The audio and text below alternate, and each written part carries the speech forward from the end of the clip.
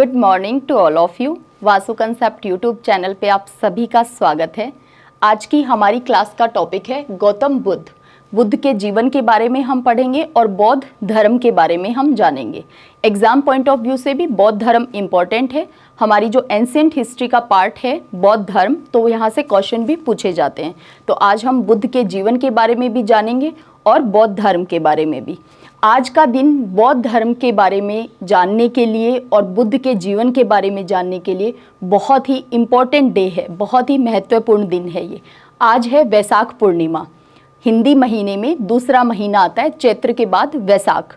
आज है वैशाख पूर्णिमा और आज ही के दिन जो बुद्ध हैं उनका जन्म हुआ था। इसी दिन बुद्ध को ज्ञान की प्राप्ति हुई थी और इसी दिन हुआ था महापरिनिर्वाण। तो इन तीनों ही घटनाओं के नाते आज के दिन को, वैशाख पूर्णिमा को बहुत ज़्यादा मान्यता, बहुत ज़्यादा महत्वपूर्ण है ये दिन बौद्ध धर्म के लिए। और इसीलिए आज की पूर्णिमा के दिन को कहा जाता है बुद्ध पूर्णिमा। वैशाख की पूर्णिमा को कहा जाता है बुद्ध पूर्णिमा। तो आज ही का दिन सबसे ज़्यादा योग्य, सबसे ज़्यादा अच्छा दिन है कि इसी दिन हम बौद्ध धर्म के बारे में और बुद्ध के बारे में जानें। देखिए, गौतम बुद्ध का जन्म हुआ था 563 ईसा पूर्व लुम्बिनी के वनों में, नेपाल के तराई क्षेत्र में लुम्बिनी वनों में गौतम बुद्ध का जन्म हुआ था। इनके बचपन का नाम था सिद्धार्थ गौतम। गौतम इनका गोत्रीय नाम था, गोत्रीय था गौतम। तो सिद्धार्थ गौतम। इनके पिता थे सुधोधन। सुधोधन जो हैं वो साक्य गणराज्य के राजा थे, गणराजा थे। साक्य गणराज्य की राजधानी थी कपिलवस्तु। तो यहीं के गणराजा थे सुधोधन। और माता थी महामाया। महामाया की मृत्यु सिद्धार्थ के जन्म के 7वें ही दिन हो गई थी। इसीलिए इनका पालन पोषण, सिद्धार्थ गौतम का पालन पोषण किया था इनकी मौसी प्रजापति गौतमी ने। सुधोधन की दोनों ही रानियां थी, महामाया भी और प्रजापति गौतमी भी। तो इनको जन्म दिया था महामाया ने और इनका पालन पोषण किया था प्रजापति गौतमी ने। जब सिद्धार्थ का जन्म हुआ था उसी समय सन्यासी ने भविष्यवाणी की थी कि ये बालक जो है वो या तो चक्रवर्ती राजा बनेगा, बहुत बड़ा शासक बनेगा, या फिर ये सन्यासी बनेगा।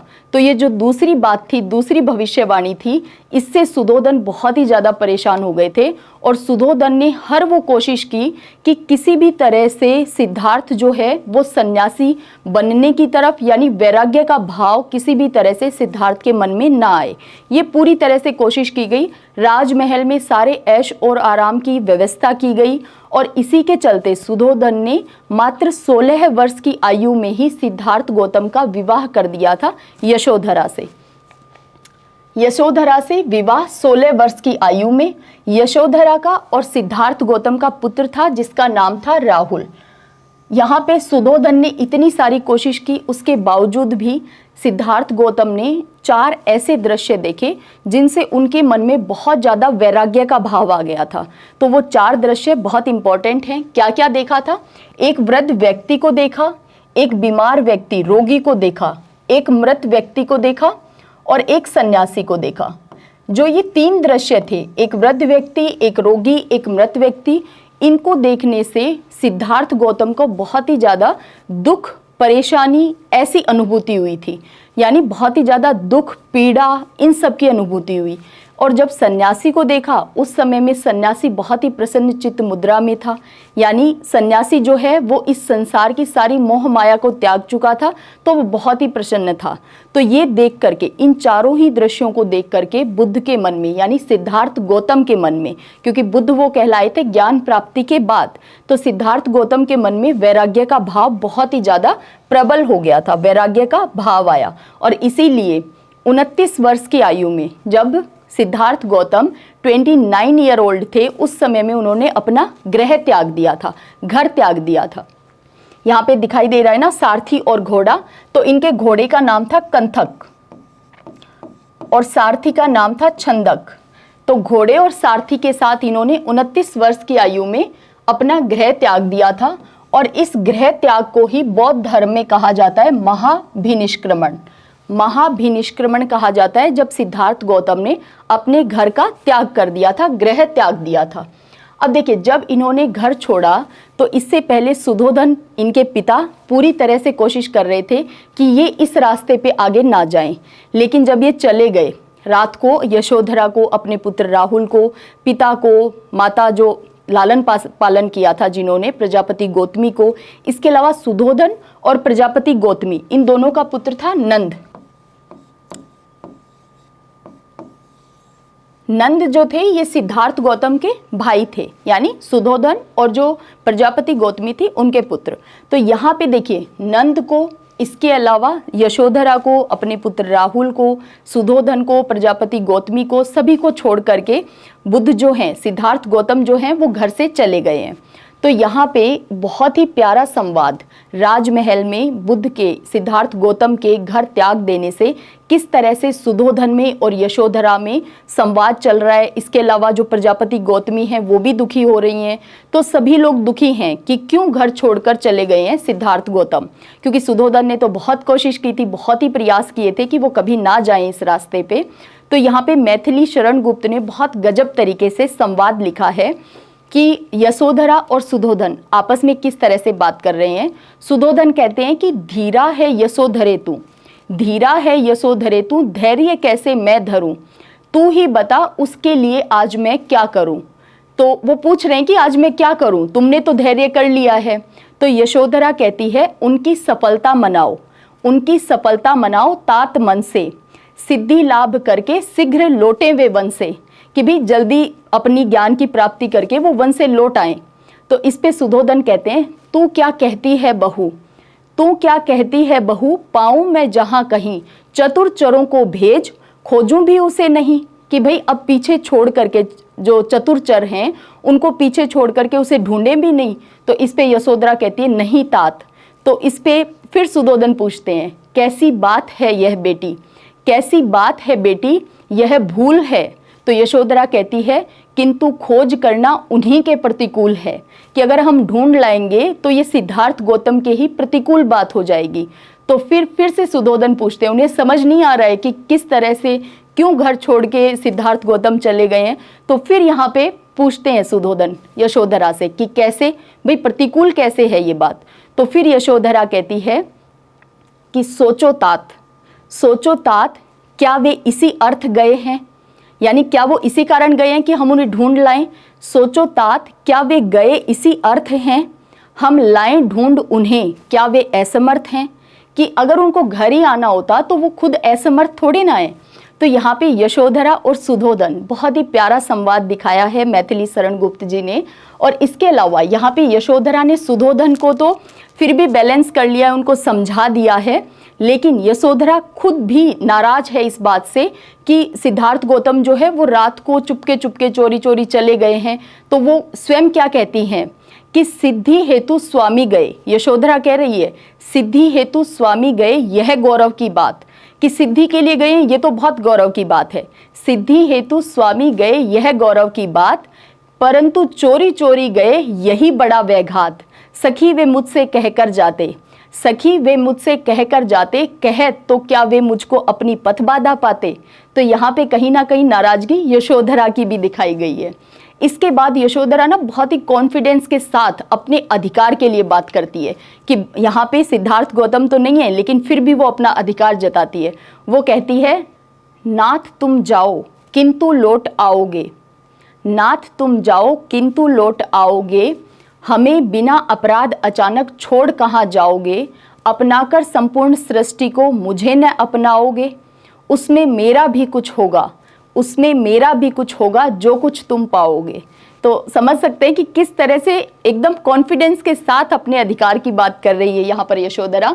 तो ये जो गृह त्याग किया है बुद्ध ने, सिद्धार्थ गौतम ने जो गृह त्याग किया है, इसके बाद किस तरह का संवाद, किस तरह की भावनाएं, दुख, ये सब चल रहा था, ये तो बात है राजमहल की। अब हम जानते हैं कि बुद्ध क्या कर रहे थे, वो कहाँ शिक्षा ले रहे थे, किस तरह से ज्ञान को प्राप्त कर रहे थे। तो देखिए यहाँ पे सबसे पहले बुद्ध पहुंचे सांख्य दर्शन के, ये बहुत बड़े दार्शनिक थे, आचार्य अलार कलाम।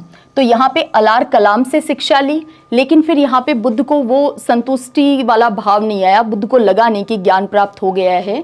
तो इसके बाद राजगृह में धर्माचार्य रुद्रक रामपुत्र से इन्होंने शिक्षा ली। तो यही दोनों अलार कलाम और धर्माचार्य रुद्रक रामपुत्र, यही दोनों इनके प्रारंभिक गुरु थे, सिद्धार्थ गौतम के प्रारंभिक गुरु। 35 वर्ष की आयु में, देखिए 29 ईयर ओल्ड के थे, 29 वर्ष की आयु में घर छोड़ा था। कठोर तपस्या करके 35 वर्ष की आयु में निरंजना नदी के तट पर बोधि वृक्ष के नीचे ज्ञान प्राप्त हुई और यहीं से ज्ञान प्राप्ति के बाद सिद्धार्थ जो थे ये कहलाए बुद्ध। यहीं से हम सिद्धार्थ को कहना शुरू करते हैं बुद्ध, और इन्हें तथागत भी कहा जाता है, बुद्ध को तथागत भी कहा जाता है। तो देखिए किस तरह से पहले गुरु से शिक्षा ले रहे थे, फिर इन्होंने घोर बहुत ही तपस्या की और कुछ भी खाया पिया नहीं, लेकिन फिर इन्हें धीरे धीरे महसूस हुआ कि इससे तो इनके शरीर की ऊर्जा खत्म होती जा रही है। फिर इन्होंने मध्यम मार्ग अपनाया और फिर यहाँ पे बोध गया में, निरंजना नदी के तट पे बोध गया बिहार के अंदर, बाद में इस स्थान को बोध गया कहा गया, और पीपल के पेड़ के नीचे ये ज्ञान प्राप्त हुआ था। इसके बाद पीपल का वृक्ष क्या कहलाया, बोधि वृक्ष कहलाया। तो बोध गया में निरंजना नदी के तट पर पीपल के पेड़ के नीचे यानी बोधि वृक्ष के नीचे इनको ज्ञान की प्राप्ति हुई और यहीं से ये कहलाए बुद्ध, और बुद्ध को हम तथागत भी कहते हैं। बुद्ध सारनाथ पहुंचे, यहाँ से बोध गया से ये पहुंचे सारनाथ, और सारनाथ में जाकर 5 ब्राह्मण सन्यासियों को अपना पहला उपदेश दिया। तो पहला उपदेश सारनाथ, देखिए ये चारों ही जगह बहुत इंपॉर्टेंट है। बुद्ध का जन्म हुआ लुम्बिनी वन में, इसके बाद बुद्ध ने अपना ज्ञान प्राप्त किया बोध गया में, अपना पहला उपदेश दिया सारनाथ में, और बुद्ध की मृत्यु हुई थी कुशीनगर में। तो ये चारों ही तीर्थ स्थल हैं बौद्ध धर्म के लिए। तो यहाँ पे सारनाथ में अपना पहला उपदेश दिया, बहुत बार क्वेश्चन के रूप में पूछा गया है। इसको कहते हैं धर्म चक्र परिवर्तन। ये जो अपना पहला उपदेश दिया था इसको कहते हैं धर्म चक्र परिवर्तन। तो महाभिनिष्क्रमण जब सिद्धार्थ गौतम ने घर छोड़ दिया था, और जब अपना पहला उपदेश दिया था तो इसको धर्म चक्र परिवर्तन। बुद्ध के राजगृह पहुंचने पे बिंबिसार राजा था, और इसके बाद बिंबिसार का पुत्र था अजातशत्रु, जो बौद्ध संगीतियां, जहां से बहुत बार क्वेश्चन पूछा जाता है, तो बौद्ध संगीतियों को पढ़ते समय हमारे सामने फिर से आ जाएगा अजातशत्रु। तो बिंबिसार का ही पुत्र था अजातशत्रु, पहली बौद्ध संगीति उसी के शासनकाल में हुई थी। बिंबिसार ने बहुत स्वागत किया और वेणु वन विहार जो है वो दान में दिया गौतम बुद्ध को। सारीपुत्र, मोदगलायन, उपाली और अभय ये यहाँ पे बुद्ध के शिष्य बने। बुद्ध यहाँ से लुम्बिनी गए, लुम्बिनी जहाँ पे बुद्ध का जन्म हुआ था, जहाँ बुद्ध का परिवार रहता था, और वहाँ पे अपने परिवार वालों को भी शिक्षा दी। यशोधरा तो पहले ही कह रही थी नाथ तुम जाओ किंतु लौट आओगे, है ना। तो यहाँ पे अपने परिवार के लोगों को इन्होंने उपदेश दिया। श्रावस्ती में सबसे ज़्यादा, ये एक इम्पॉर्टेंट फैक्ट है कि बुद्ध ने सबसे ज़्यादा समय जो है, और वर्षा काल का समय भी काउंट करें, सबसे ज़्यादा समय व्यतीत किया था श्रावस्ती के अंदर। श्रावस्ती नरेश प्रसेनजीत शिष्य बने, और जब श्रावस्ती में सबसे ज़्यादा टाइम स्पेंड किया तो यहीं पे इनके सबसे ज़्यादा शिष्य भी बने थे। नंबर ऑफ सबसे ज़्यादा शिष्य श्रावस्ती में ही बने थे। श्रावस्ती में प्रसेनजीत शिष्य बने, श्रावस्ती में एक व्यापारी अनाथ पिंडक शिष्य बना, और जेतवन विहार जो है वो बुद्ध को दान में दिया। श्रावस्ती में ही एक व्यापारी की पुत्री विशाखा ने शिष्यता ग्रहण की और संघ के लिए पूर्वाराम विहार बनवाया था, और यहीं पे श्रावस्ती में ही डाकू अंगुलीमाल ने भी शिष्यता ग्रहण की थी। देखिए डाकू अंगुलीमाल जो था ये बहुत ही खूंखार डाकू था, और ये जो आने जाने वाले राहगीर होते थे या फिर जो गांव के लोग होते थे उनको मारता था, और उनकी उंगली काट करके अपने गले में एक माला पहनता था जिसमें उंगलियां लगी हुई थी, तो इसीलिए इसका नाम क्या हो गया, अंगुलीमाल। तो ये डाकू था। जब बुद्ध इसके पास से यहाँ से गुजर रहे थे तो गांव वालों में बहुत ज़्यादा भय था। तो बुद्ध ने पूछ लिया कि भाई आप लोगों में इतना भय किस चीज़ को लेकर के है। तो उन्होंने बताया कि यहाँ पे एक डाकू अंगुलीमाल है जो कि लोगों को मारता है, उनकी हत्या कर देता है और उनकी उंगलियां काटकर अपने गले में पहनता है। तो फिर बुद्ध ने कहा ठीक है देखते हैं डाकू को। तो बुद्ध जब जा रहे थे तो फिर इस डाकू ने आवाज़ लगाई। बुद्ध जानबूझकर उसी रास्ते गए जहाँ पे ये डाकू था। तो इस डाकू ने आवाज़ लगाई ठहरो, लेकिन बुद्ध नहीं रुके। फिर और आगे चले गए तो इसने भाग करके पीछे से पीछा किया बुद्ध का, और बुद्ध को कहा कि रुको। तो बुद्ध ने कहा मैं तो रुका हुआ ही हूँ, मैं तो ठहरा हुआ ही हूँ, लेकिन तुम कब रुकोगे। तो फिर इसने कहा कि मैं यहाँ का सबसे शक्तिशाली डाकू हूँ, तो फिर बुद्ध ने पूछा कि मैं इस बात को कैसे मानूं कि तुम सबसे शक्तिशाली हो। तो इसने कहा कि ठीक है, आप बताओ कि क्या करना है ताकि आपको भी पता चले कि मैं सबसे पावरफुल हूँ, सबसे ज़्यादा शक्तिशाली हूँ। तो बुद्ध ने कहा कि जाओ और उस पेड़ की टहनी तोड़ कर लेकर आओ। तो उसने कहा, डाकू ने कहा कि भी टहनी क्या, मैं तो पूरा पेड़ ही तोड़ कर ला सकता हूँ। तो वो गया, टहनी तोड़ कर लेकर आया। फिर बुद्ध ने कहा जाओ इस टहनी को वापस लगा कर आओ। तो अब डाकू ने कहा कि भाई टहनी तोड़ तो लाया, वापस तो मैं नहीं लगा सकता। तो बुद्ध ने कहा जब आप किसी चीज़ को जोड़ नहीं सकते हो, जब आप किसी चीज़ को वापस से वैसा का वैसा नहीं बना सकते हो, तो आप उसे तोड़ कैसे सकते हो, आप उसे समाप्त कैसे कर सकते हो? तुम क्यों, जब तुम लोगों की गर्दन, उनकी उंगलियां वापस नहीं जोड़ सकते तो तुम काटते क्यों हो? तो इससे डाकू का हृदय परिवर्तित हो गया और डाकू जो था वो बुद्ध की शरण में आ गया, उनका शिष्य बन गया। और ये आगे चल करके आगे चल करके डाकू अंगुलीमाल जो है वो एक बहुत बड़ा सन्यासी बना। ठीक है, तो ये थी डाकू अंगुलीमाल ने भी शिष्यता ग्रहण की थी। सर्वाधिक समय बुद्ध ने श्रावस्ती में ही व्यतीत किया था। वैशाली में लिच्छवियों ने कुटाग्रशाला विहार जो है वो दान में दिया था। यही बुद्ध ने, वैशाली में ही बुद्ध ने आनंद के कहने पे पहली बार स्त्रियों को संघ में शामिल होने की अनुमति दी थी। तो यही बुद्ध ने आनंद के कहने पे महिलाओं को संघ में प्रवेश दिया था, एंट्री दी थी। और सबसे पहले जिसने बुद्ध का लालन पालन किया था, पालन पोषण किया था, सबसे पहले प्रजापति गौतमी जो है वो संघ में शामिल हुई थी। बुद्ध ने अपने शिष्य, अच्छा इससे पहले ये भी ध्यान कर लेना कि यहीं पे यशोधरा को, इसके अलावा जो वैशाली की नगर वधू थी आम्रपाली, उसको भी शिष्य बनाया था बुद्ध ने, और अपनी पत्नी यशोधरा को भी। इसके अलावा प्रजापति गौतमी की पुत्री को भी शिष्य बनाया था। इसके बाद बुद्ध जो है वो अपने शिष्य चंद के यहाँ पावा पहुंचे थे। ये एक लुहार था। यहाँ पर जाकर के बुद्ध ने जो सुकर मांस खाया था, जिसकी वजह से अतिसार रोग हो गया था बुद्ध को। और इसके बाद बुद्ध चले गए थे कुशीनगर में, और कुशीनगर जाकर के सुभद्र को अपना अंतिम उपदेश दिया था। और इसके बाद बुद्ध की मृत्यु हो गई थी, और इसे कहा जाता है महापरिनिर्वाण। महापरिनिर्वाण बौद्ध धर्म में 483 ईसा पूर्व हिरण्यावती नदी के किनारे कुशीनगर में बुद्ध की मृत्यु हो गई थी। 80 ईयर के जब थे बुद्ध, 80 वर्ष के, उस समय बुद्ध की मृत्यु हो गई थी। ध्यान रखना है 563 ईसा पूर्व जन्म और 483 ईसा पूर्व बुद्ध की मृत्यु हो गई थी। क्योंकि देखिए 563, 483, आप समझ पा रहे हैं कि हम ईसा पूर्व की बात कर रहे हैं, तो हम धीरे धीरे बढ़ना चाह रहे हैं जीरो की तरफ, है ना। और फिर पहली शताब्दी, पहली ईस्वी। बुद्ध की मृत्यु के बाद उनके अस्थि अवशेष जो थे, इनको 8 जगह भेजा और जहां पे स्तूप बनाए गए थे।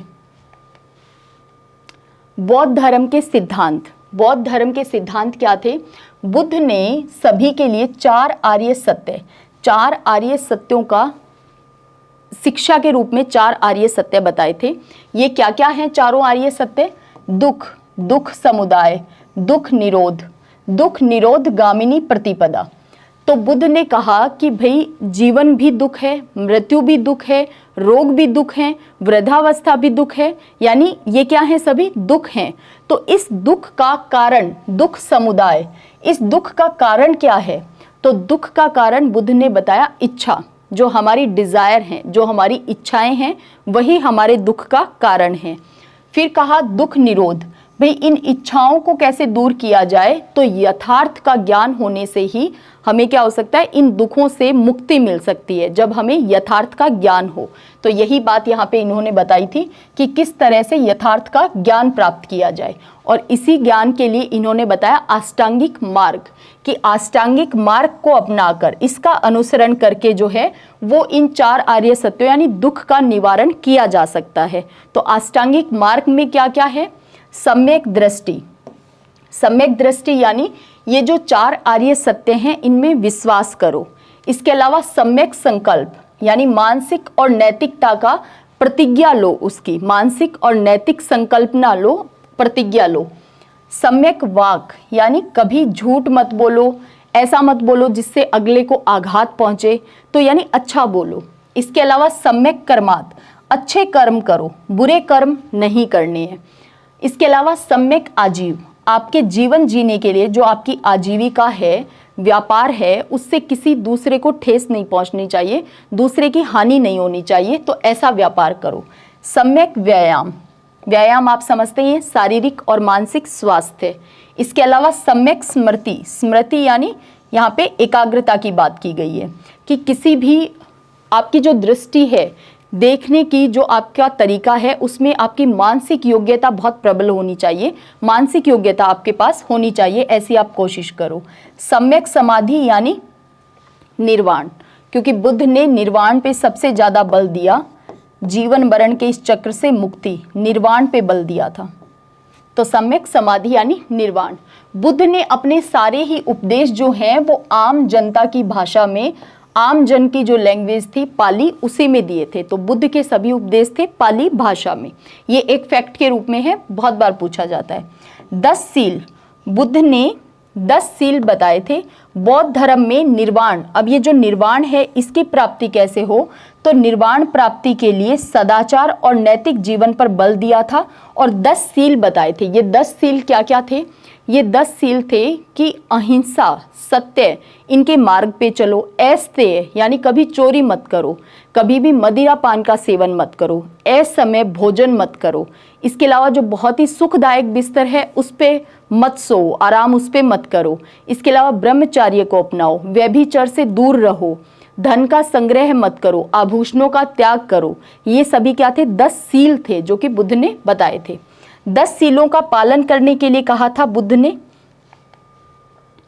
बौद्ध धर्म में त्रिरत्न, 3 रत्न हैं, क्या क्या? बुद्ध, धम्म और संघ।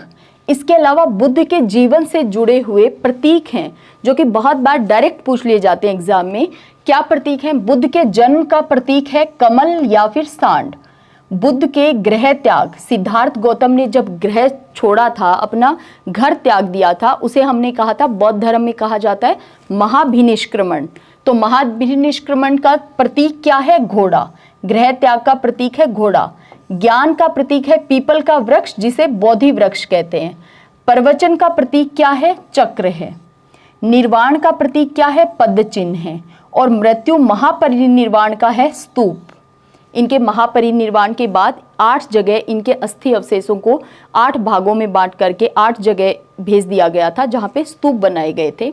स्तूप में क्या होता है? वेदिका होती है, चारों तरफ का घेरा, फिर जो राउंड शेप होती है अंड, मेधी, हर्मिका, छत्र और सोपान, ये सभी स्तूप में होते हैं।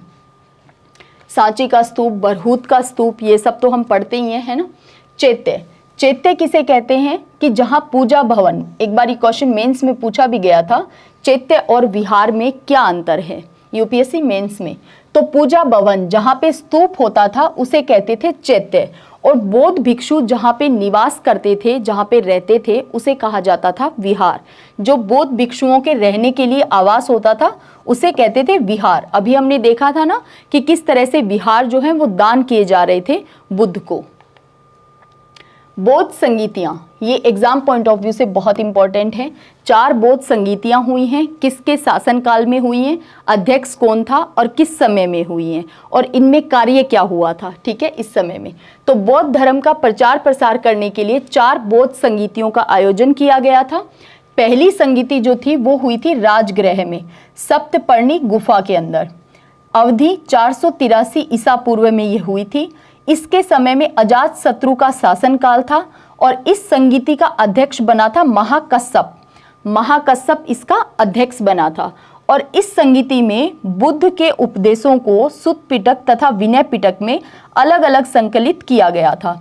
जो त्रिपिटक हम पढ़ते हैं, सुत्त पिटक, विनय पिटक और अभिधम्म पिटक, तो उनमें से सुत्त पिटक और विनय पिटक का संकलन किया गया था जब पहली बौद्ध संगीति का आयोजन किया गया था। अजात शत्रु के शासनकाल की ये बात है और महाकश्यप जो थे वो अध्यक्ष थे इस समय में। 483 ईसा पूर्व की ये घटना है। ये थी पहली बौद्ध संगीति। दूसरी बौद्ध संगीति हुई थी वैशाली में। अवधि 383 ईसा पूर्व, यानी उससे ठीक 100 साल के बाद।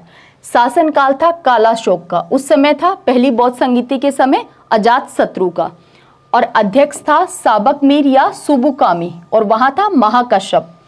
कार्य क्या हुआ? वहां तो सुत्त पिटक और विनय पिटक हमने देख लिया, उनका संकलन हुआ। यहाँ पे भिक्षुओं में मतभेद हो गया था कि मांस का सेवन करना चाहिए या नहीं, भिक्षा के रूप में दान लेना चाहिए या नहीं, सोने चांदी के आभूषण दान में लेने चाहिए या नहीं, इस तरह से बहुत सारी बातों को लेकर के यानी एक धड़ा, एक ग्रुप बना हुआ था जो बुद्ध की, जो एक्चुअल में जो बुद्ध उपदेश देकर गए थे, बुद्ध ने जो संघ चलाया था उसकी कार्यप्रणाली में किसी भी तरह का परिवर्तन नहीं चाहते थे वो, और दूसरे थे जो कि समय के साथ इनमें परिवर्तन चाहते थे। तो बेसिकली दो धड़े बन गए थे यहाँ पे। इन बौद्ध भिक्षुओं में क्या हो गई थी, आपस में बहुत ज्यादा लड़ाई हो गई थी, इस बात को लेकर मतभेद हो गया था। मतभेद के कारण बौद्ध संघ जो है वो स्थविर, ये स्थविर जो है ये आगे चलकर महायान और हीनयान, हम देख ही लेंगे कि किस तरह से दो पार्ट में डिवाइड हो गया था, महायान और हीनयान दोनों को पढ़ लेंगे। स्थविर जो थे ये किसी भी तरह का चेंज, बदलाव नहीं चाहते थे। महासंघिक जो थे ये बदलाव चाहते थे। तो स्थविर और महासंघिक दूसरी बौद्ध संगीति में ही ये डिवाइड हो गए थे। तीसरी संगीति हुई थी पाटलिपुत्र में। पाटलिपुत्र में हुई, अवधि थी 250 ईसा पूर्व और इस समय शासनकाल था अशोक का। अशोक जिसने बौद्ध धर्म अपना लिया था। अध्यक्ष था मोगलीपुत्र तिष्य। इसमें क्या हुआ, अभिधम्म पिटक जो तीसरा पिटक है इसका संकलन हुआ। तो पहले में सुत्त पिटक और विनय पिटक, दूसरे विनय पिटक, दूसरे के अंदर बौद्ध भिक्षुओं में आपस में मतभेद हो गए थे, महासंघिक और स्थविर। इसके अलावा तीसरी संगीति में अभिधम्म पिटक का संकलन किया गया। चतुर्थ संगीति जो थी ये हुई थी कुंडलबंद कश्मीर के अंदर। अवधि थी लगभग ईसा की पहली शताब्दी, 101-102 ईस्वी के आसपास की ये घटना है जब चतुर्थ संगीति हुई थी। देखिए बाकी की जो पहली तीन संगीतियां थी, पहली, दूसरी और तीसरी, ये तीनों ईसा पूर्व की घटना है और ये प्रथम ईस्वी के अंदर है ना, प्रथम शताब्दी में। तो 101-102 ईस्वी की ये बात थी। शासनकाल था कनिष्क का। अध्यक्ष यहाँ पे वसुमित्र। कार्य क्या हुआ, बौद्ध धर्म का हीनयान और महायान संप्रदायों में विभाजन हो गया। हीनयान में कौन थे, स्थिरवादी, जो कि कोई परिवर्तन नहीं चाहते थे। हीन का मतलब ही क्या होता है, निम्न, जो कोई परिवर्तन नहीं चाहते, ठीक उसी तरह से चलना चाहते थे जैसे बुद्ध ने कहा था। इसके अलावा जो महायान था, महा यानी बड़ा, तो उच्च, तो महायान में जो थे वो चाहते थे कि समय के साथ इसमें परिवर्तन होना चाहिए। तो महायान में थे महासंघिक। ये हमने देखा था कि दूसरी संगीति में ही एक तो स्थविरवादी और दूसरा महासंघिक, ये दो पार्ट पहले ही बन गए थे। और चतुर्थ में आते आते अब इन चारों में क्या क्या कार्य हुए थे ये तो याद करना बहुत ही आसान है। पहली में सुत्त पिटक और विनय पिटक का संकलन हुआ। दूसरी में मतभेद हो गया तो स्थविरवादी और महासंघिक दो में डिवाइड हो गए। स्थविरवादी यानी स्थिरवादी, तो कहीं ना कहीं आपको लग रहा है ना स्थिर, तो यानी ये कोई चेंज नहीं चाहते थे। और जो महासंघिक थे वो चेंज चाहते थे, समय के साथ परिवर्तन हो। तीसरी जो संगीति हुई थी उसके अंदर क्या हुआ था कि भाई जो अभिधम्म पिटक था, जो तीसरा पिटक है, उसका संकलन किया गया। और चतुर्थ के अंदर हीनयान और महायान दो पार्ट में ये बंट गया था, दो संप्रदाय बन गए थे। हीनयान ये बौद्ध धर्म के प्राचीन आदर्शों को मूल रूप में बनाए रखना चाहते थे, कोई परिवर्तन नहीं चाहते थे। ये बुद्ध को महापुरुष मानते थे। और जबकि महायान में बुद्ध को मूर्ति पूजा, भगवान का दर्जा दिया गया और बुद्ध की पूजा की जाती है, मूर्ति पूजा की जाती है। हीनयान का आदर्श था अहर्त पद को प्राप्त करना। व्यक्ति अपनी साधना से निर्वाण प्राप्त करे, अपनी साधना से निर्वाण प्राप्त करे, उसी को कहते थे अहर्त, यानी जीवन और मृत्यु के चक्र से मुक्त हो जाए, उसी को कहते थे अरहत। हीनयान व्यक्तिवादी धर्म है, ये व्यक्ति को अपने केंद्र में रखता है। प्रत्येक व्यक्ति को अपने प्रयत्नों से ही मोक्ष प्राप्त करना चाहिए, ये इनका मानना था। हीनयान के प्रमुख संप्रदाय थे वैभाषिक और सौत्रांतिक। वैभाषिक और सौत्रांतिक जो थे ये इनके उप संप्रदाय, हम इनको कह सकते हैं उप संप्रदाय। संप्रदाय तो हीनयान ही था। महायान ये बौद्ध धर्म के प्राचीन आदर्शों में समय के साथ परिवर्तन चाहते थे। महायान बुद्ध को देवता मानते थे, जबकि हीनयान महापुरुष मानते थे। ये देवता मानते थे। इनका आदर्श था बोधिसत्व, उनका आदर्श था अरहत, अरहत प्राप्त करना, अरहत के पद को प्राप्त करना। बोधिसत्व जो थे वो अपनी मोक्ष प्राप्ति के बाद, वहां तो व्यक्ति पे ही कंसंट्रेट किया जाता था, व्यक्ति को केंद्र में रखते थे कि व्यक्ति को निर्वाण प्राप्त करना है, व्यक्ति को अरहत प्राप्त करना है। यहाँ पे बोधिसत्व प्राप्त हो जाने के बाद, मोक्ष प्राप्ति के बाद भी ये जो होते थे महायान को मानने वाले ये दूसरे प्राणियों की भी मुक्ति का प्रयास करते थे। महायान तीर्थों को मानते हैं लुम्बिनी, बोध गया जहाँ पे जन्म हुआ, जहाँ पे ज्ञान प्राप्त हुआ, जहाँ पहला उपदेश दिया और जहाँ पे मृत्यु हुई बुद्ध की, कुशीनगर। तो लुम्बिनी, बोध गया, सारनाथ और कुशीनगर, ये 4 बहुत इंपॉर्टेंट जगह हैं बुद्ध के जीवन से जुड़ी हुई। तो यहाँ पे महायान 4 तीर्थ को मानते हैं। महायान बौद्ध संप्रदाय के 2 मुख्य भाग हैं, एक है शून्यवाद या माध्यमिका कहते हैं इसे, दूसरा है विज्ञानवाद या योगाचार। देखिए, बुद्ध ने सत्य, अहिंसा, इसके मार्ग को ही आधार बनाया था जीवन का। और इसके अलावा बुद्ध कहते थे निर्वाण को प्राप्त करो, यानी इस जीवन चक्र से, जीवन और मृत्यु के चक्र से मुक्ति प्राप्त करने पे बुद्ध ने बल दिया था।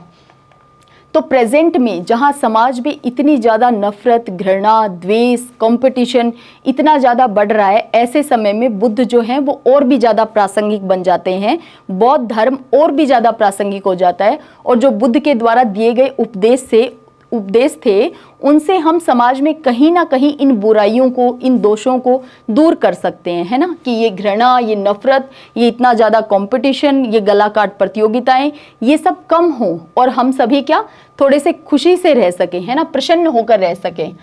बौद्ध साहित्य, महात्मा बुद्ध के परिनिर्वाण के बाद आयोजित विभिन्न बौद्ध संगीतियों में संकलित किए गए त्रिपिटक। अब आप समझ सकते हैं कि पहली संगीति और तीसरी संगीति, सुत्त पिटक और विनय पिटक, और तीसरी के अंदर अभिधम पिटक, तो ये त्रिपिटक जो थे ये संकलित किए गए थे। ये त्रिपिटक थे सुत्त पिटक, विनय पिटक और अभिधम पिटक। अन्य बौद्ध ग्रंथ इनके अलावा, इन त्रिपिटक के अलावा भी बौद्ध ग्रंथ हैं जो पाली भाषा में लिखे गए हैं। वो कौन कौन से हैं? एक तो है मिलिंद पन्हो, इसमें ईसा की प्रथम 2 शताब्दियों के भारतीय जनजीवन के विषय में जानकारी मिलती है हमें, ये पाली भाषा में है। इसमें यूनानी शासक मिनांडर और बौद्ध भिक्षु नागसेन के बीच बौद्ध मत पर वार्ता का वर्णन मिलता है हमें। देखिए, एक समय में बहुत ज़्यादा बौद्ध धर्म का प्रचार प्रसार हुआ था, बौद्ध धर्म का गढ़ था एक तरह से। यूपी, बिहार, वेस्ट बंगाल, मध्य प्रदेश, ये गढ़ हुआ करते थे। इसके अलावा बुद्ध ने कश्मीर से अफगानिस्तान तक की यात्रा की थी, तो यहाँ पे हमें देखने को मिलती थी पहले, अब तो एक तरह से उनको नष्ट भी कर दिया गया है और कुछ का क्षरण भी हो गया है, बहुत बड़ी बड़ी मूर्तियाँ बुद्ध की। तो एक समय में यहाँ पे बौद्ध धर्म खूब था। उसके बाद देखिए, भारत से निकल करके किस तरह से बौद्ध धर्म जो है वो पूरे विश्व में फैल गया, और ये हमारे लिए एक क्वेश्चन मार्क है कि बौद्ध धर्म जो है वो भारत में क्यों नहीं पनप पाया, है ना। जानेंगे इसके बारे में भी।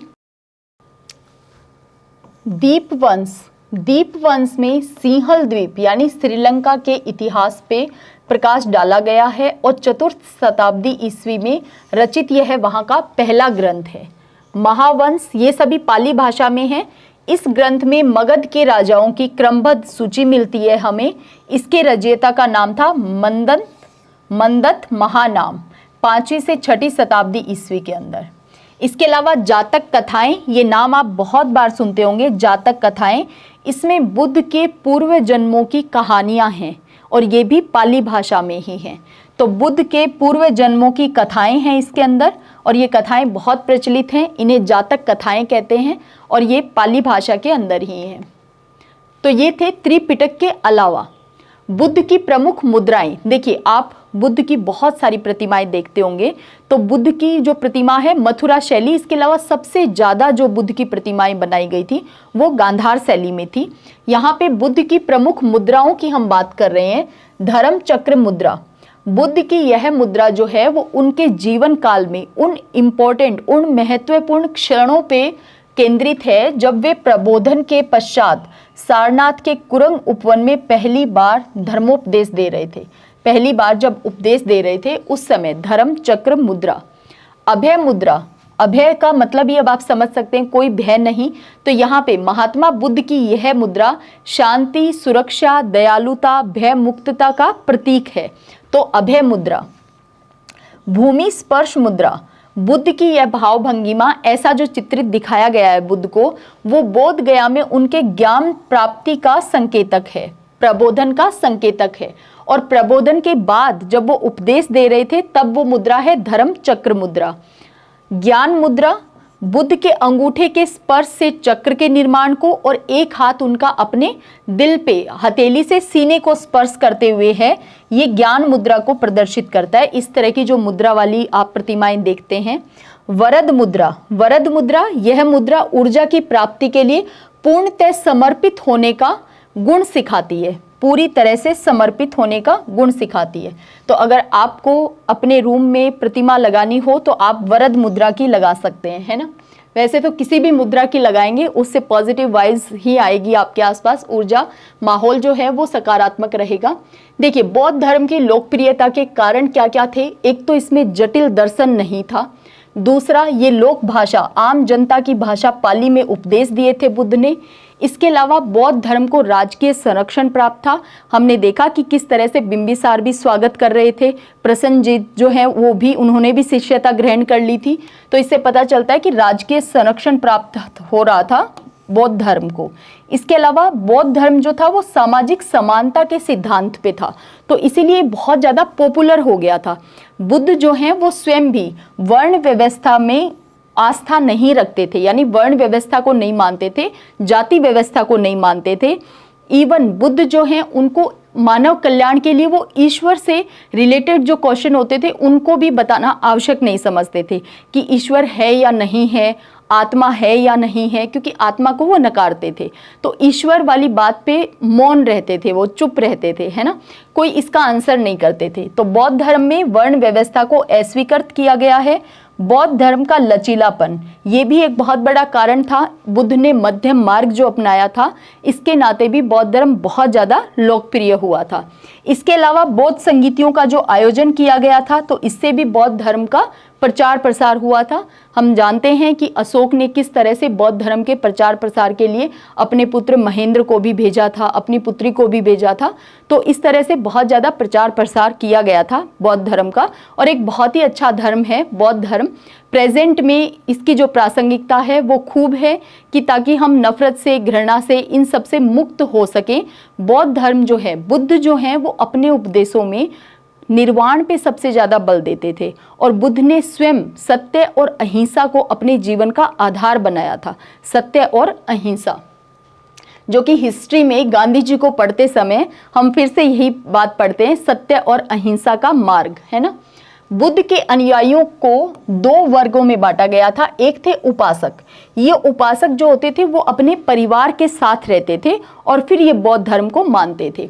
भिक्षु जो होते थे, जिन्होंने गृह जीवन त्याग कर सन्यासी जीवन अपना लिया था, वो भिक्षु होते थे।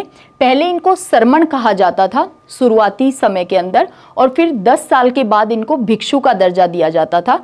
जब संघ में ये लोग आते थे, देखिए संघ के अंदर एक तो बुद्ध ने रोगी को, ऋणी को, इसके अलावा हत्यारे को, या फिर जिसकी अभी आयु कम है यानी अल्पवयस्क को, इन सबको ना आने के लिए मना किया गया था कि ये जो है संघ में शामिल नहीं हो सकते हैं, ठीक है। तो यहाँ पे जिन्होंने गृह जीवन त्याग कर सन्यासी जीवन अपना लिया था, भिक्षु, वे एक संगठन के रूप में इकट्ठा रहते थे जिसे बुद्ध ने संघ कहा था। स्त्रियों को भी हमने देखा ना किस तरह से प्रजापति गौतमी पहली बार संघ में शामिल होने वाली पहली महिला थी। आनंद के कहने पे, अपने मित्र और अपने शिष्य आनंद के कहने पे बुद्ध ने महिलाओं को भी प्रवेश दिया था संघ के अंदर। तो स्त्रियों को भी संघ में प्रवेश करने की अनुमति दी गई थी। बौद्ध संघ के सदस्यों को समान अधिकार दिए गए थे, और बेसिकली ये संघ जो था ये गणतंत्र पे काम करता था। जैसे हमारा देश क्या है, गणतांत्रिक देश है, गणतंत्र है, इसीलिए हम क्या मनाते हैं, 26 जैन को गणतंत्र दिवस मनाते हैं, रिपब्लिक डे। तो ये भी गणतंत्र, यहाँ पे भी बहुमत के आधार पर निर्णय लिए जाते थे। किसी भी तरह के मतभेद को टालने के लिए निर्णय भी लिए जाते थे। पूर्णिमा को, अमावस्या को यहाँ पे व्रत भी रखे जाते थे। तो इस तरह से ये संघ की पूरी कार्यप्रणाली चलती थी। तो ये थी आज की हमारी क्लास बौद्ध धर्म के बारे में। आई होप आपने आज ही के दिन बौद्ध धर्म को पढ़कर अच्छा महसूस किया होगा। तो चलिए मिलते हैं फिर नेक्स्ट क्लास में। और हाँ, बुद्ध का जो अंतिम उपदेश, या अंतिम क्या, या पूरी तरह से सार हम इसे कह सकते हैं कि बुद्ध का सार क्या है, आत्मदीपो भव, जो कि बहुत ही प्यारी लाइन है, आत्मदीपो भव, अपना प्रकाश स्वयं बनिए, और बुद्धम शरणम गच्छामि। तो चलिए मिलते हैं फिर नेक्स्ट क्लास में। जय हिंद, जय भारत।